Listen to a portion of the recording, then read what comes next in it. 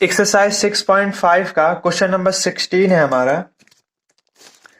किसी समबाहु त्रिभुज में सिद्ध कीजिए कि उसकी एक भुजा का वर्ग का तिगुना उसके एक शीर्ष लंब के वर्ग के 4 गुना के बराबर होता है। तो इस पे देखिए लिखा है किसी समबाहु त्रिभुज में। तो हमने एक त्रिभुज बनाया जो कि समबाहु त्रिभुज है A B C. A B C त्रिभुज कैसा त्रिभुज है? समबाहु त्रिभुज है। और समबाहु त्रिभुज किसे कहते हैं? जैसा कि नाम से ही पता चल रहा है, सम मतलब बराबर, बाहु मतलब भुजा, मतलब कि जिसकी सभी भुजाएं आपस में क्या हो? बराबर हो, समबाहु त्रिभुज कहलाते हैं। ए बी भुजा बीसी भुजा के बराबर होगा और बीसी भुजा एसी भुजा के बराबर होगा। ऐसा त्रिभुज जिसकी तीनों भुजाएं आपस में क्या होती हैं? बराबर, समबाहु त्रिभुज कहलाते हैं। ए बी बराबर बी सी बराबर ए सी, तीनों देखिए आपस में क्या है? बराबर है, इसलिए ये कैसा त्रिभुज है? समबाहु त्रिभुज। ठीक। और हमको सिद्ध क्या करना है? सिद्ध करना है कि उसकी एक भुजा का वर्ग, इस त्रिभुज की किसी एक भुजा का वर्ग कर दीजिए। कोई सा भी एक भुजा ले लीजिए, उसका वर्ग कर दीजिए। ए बी, एक भुजा ए बी है, दूसरी भुजा बी सी है, एक भुजा ए सी है। तो कोई सा भी भुजा लीजिए, उसका वर्ग कर दीजिए। तो हम एक भुजा ए सी ले रहे हैं, ए सी, इसका वर्ग कर दीजिए, क्योंकि प्रूफ में देखिए लिखा है कि उसकी एक भुजा का वर्ग। तो हमने एक भुजा ए सी लिखा, ए सी का वर्ग कर दिया।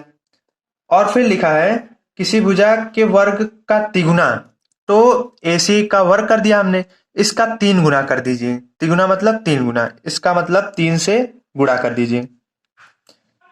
तो बराबर होगा उसके शीर्ष लंब के वर्ग के 4 गुना के बराबर होता है। ये शीर्ष लंब क्या होता है इसको समझिएगा। जैसा कि नाम से ही पता चल रहा है, शीर्ष लंब, शीर्ष से एक लंब खींचा जाता है बीसी रेखा पर। तो देखिए कितने से कोण बना रहा है, यहाँ पर भी 90, यहाँ पर भी 90। तो इसमें हमारा शीर्ष लंब क्या है? एडी है। ठीक। तो देखिए इसमें क्या लिखा है, उसके एक शीर्ष लंब के, तो एक शीर्ष लंब क्या है हमारा? एडी है। एडी का वर्ग, इसका वर्ग कर दीजिए, 4 गुने के बराबर होता है। तो इसका 4 गुना कर दीजिए, मतलब 4 से गुणा कर दीजिए। यहां पर लिख दीजिए 4 से गुणा। ठीक। एक बार फिर से देखिए क्या लिखा है, सिद्ध कीजिए कि उसकी एक भुजा का वर्ग। तो कोई सा एक भुजा ले लीजिए, हमने एक भुजा एसी लिया, एसी का वर्ग कर दिया। फिर लिखा है का तिगुना, इसलिए हमने इसमें 3 से गुणा कर दिया, बराबर होगा उसके शीर्ष लंब के। तो इस त्रिभुज का शीर्ष लंब क्या है? एडी है।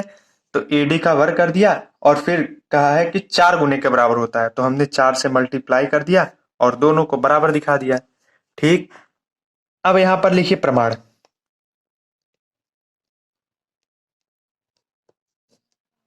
देखिए हम एक चीज मान लेते हैं, मान लेते हैं ए बी भुजा की लंबाई हमारी x है।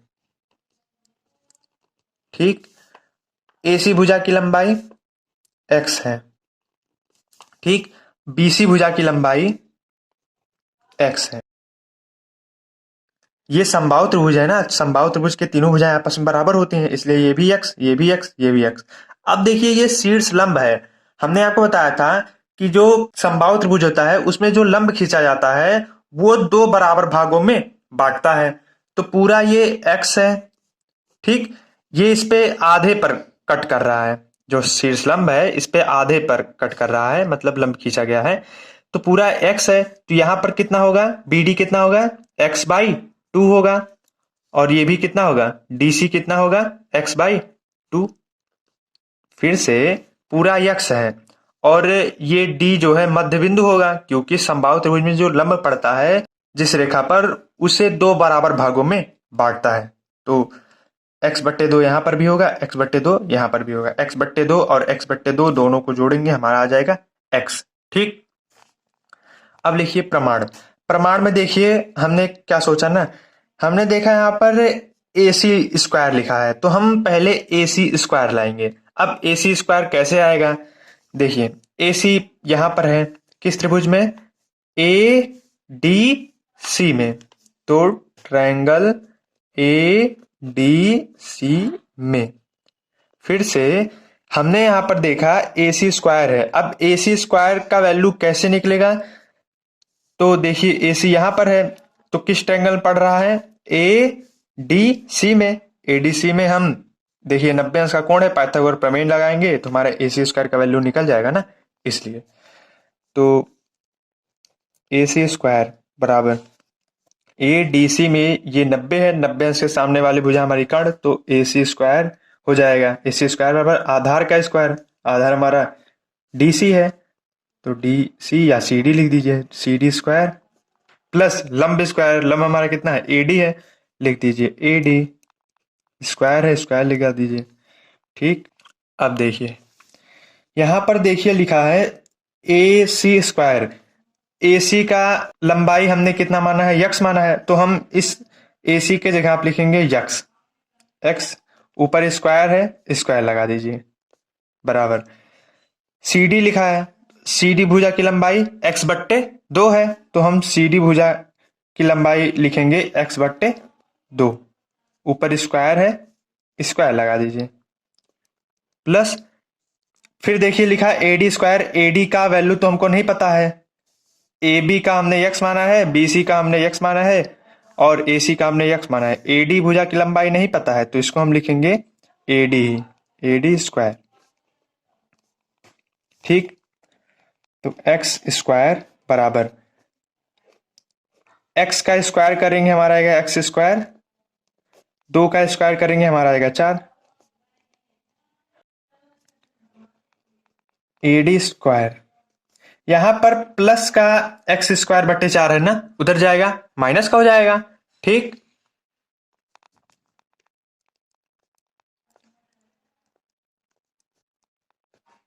बराबर AD स्क्वायर,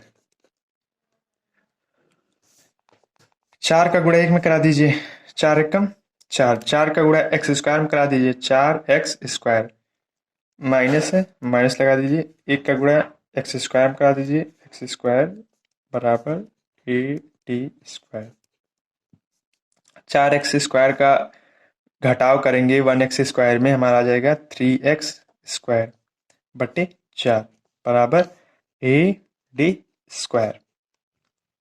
ठीक, देखिए 4 इधर भाग कर रहा है ना, उधर जाए गुणा कर देगा, तो 3x स्क्वायर बराबर 4AD स्क्वायर, तो 3 इंटू एक्स स्क्वायर, x देखिए हमने किस भुजा को माना है, x देखिए हमारा AB भुजा की लंबाई भी x है और BC भुजा की लंबाई भी हमारी x है और AC भुजा की लंबाई भी x है, तो हम इस x के जगह पे AB भी लिख सकते हैं, BC भी लिख सकते हैं और AC भी लिख सकते हैं, लेकिन हम लिखेंगे क्या इसमें, इस x के जगह पे AC लिखेंगे।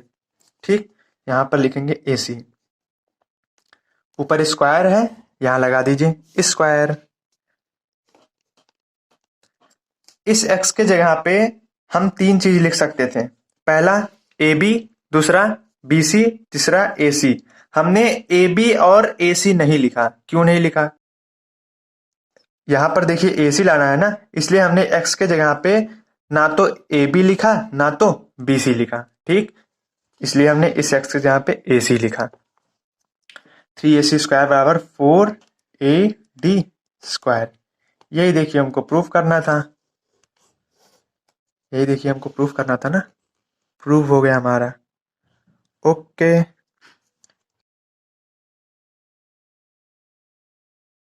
इसके बाद क्वेश्चन 17 है, क्वेश्चन 17 आप लोग कर लीजिएगा, आसान क्वेश्चन है। ठीक, इसी प्रकार चैप्टर 6 हमारा कंप्लीट हुआ। धन्यवाद।